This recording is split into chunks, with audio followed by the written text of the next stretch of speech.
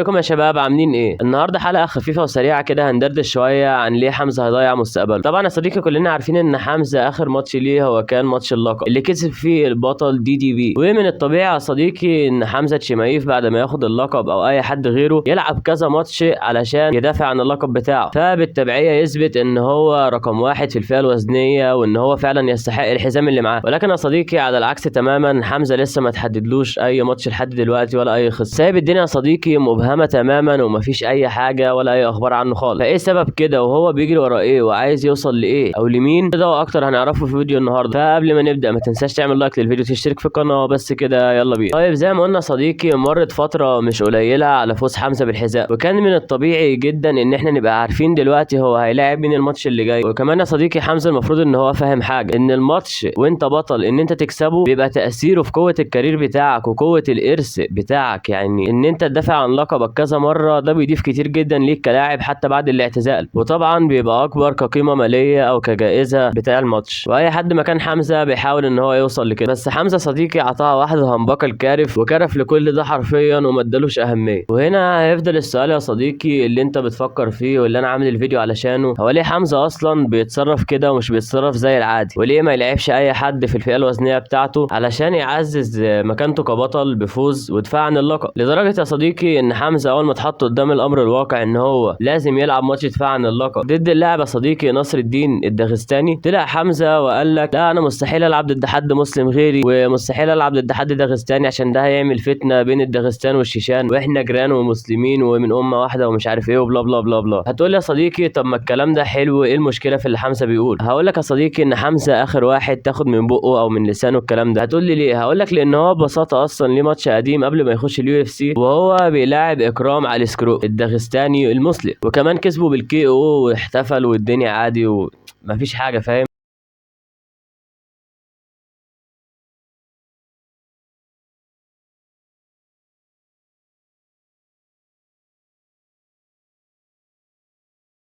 فالكلام اللي حمزه قاله على الماتش الدفاع عن اللقب ضد اللاعب نصر الدين ده كلام، يعني هو كلام مصطنع ومش حقيقي. هتقول لي يا جاكور طب وايه السبب الحقيقي؟ اقول لك اهدى شويه يا صديقي وهقول لك دلوقتي. هما سببين مش سبب يا صديقي. السبب الاول هو ضعف خصوم حمزه اللي في الفئه الوزنيه بتاعته جدا جدا جدا، حرفيا يا صديقي دي تكاد تكون اضعف فئه وزنيه في المنظمه كلها. عايزك تتخيل يا صديقي ان اللقطه اللي هوريها لك دلوقتي دي هي لقطه بين اتنين منافسين شداد جدا، وهما الاتنين مرشحين ان هما يلعبوا على اللقب، وهما يا صديقي البطل السابق دي بي واللاعب المخضرم شون ستريكلاند.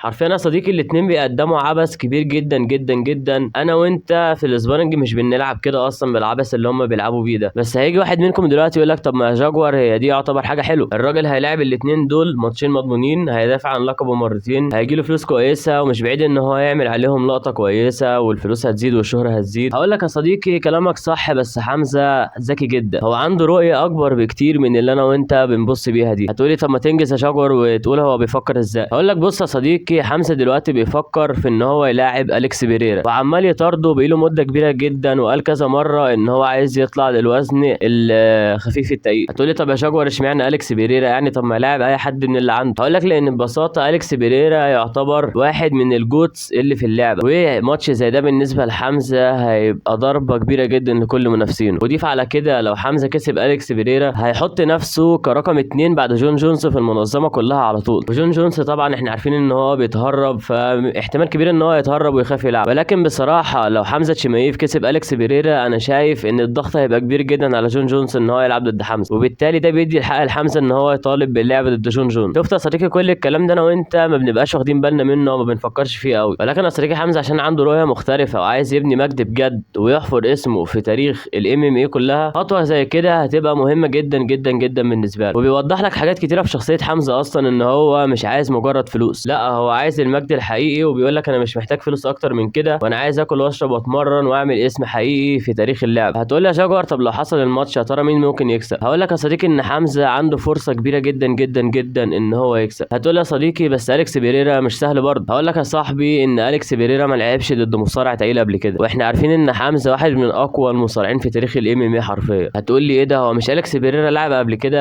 انكلايف باين؟ هقول لك يا صديقي ان انكلايف اصلا مش مصارع، ده كيك بوكسر، يعني هو سترايكر اصلا. وحتى لما كسب اليكس بيريرا قبل كده ما لعبش قدامه بالمصارعه ولا كسب بالاخضاع. فحمزه تشيمايف هيبقى عنده فرصه كويسه جدا ان هو يكسب لو استخدم المصارعه بتاعته صح. وما تنساش ان حتى في الوقوف حمزه مش ضعيف قوي زي بقيه المصارعين. فببساطه هو ده كل الموضوع. فببساطه يا صديقي ده الموضوع كله من اوله لاخره. حمزه عايز المجد وعايز يحفر اسمه في تاريخ الام ام اي بان هو يكسب اليكس بيريرا، وبالتالي يبقى عنده فرصه ان هو يلاعب جون جونز ويضغط عليه. وعلى الناحيه الثانيه الجماهير والمنظمه والخصوم وكله شايف ان حمزه لازم يلعب ويدافع عن اللقب بتاعه. وبصراحه يا صديقي حق الجماهير وحق كل الخصوم ان هم يطلبوا منه حاجه زي كده، لان ده الطبيعي، ولازم تثبت للناس ان انت رقم واحد في الفئه الوزنيه فعلا. فانا شايف بس كده ده كان فيديو خفيف كده قلنا نتكلم فيه شويه يعني. سيب لي رايك في التعليقات، هل حمزه اللي بيعمله ده صح ولا غلط؟ اعمل لايك للفيديو، اشترك في القناه، بس كده سلام.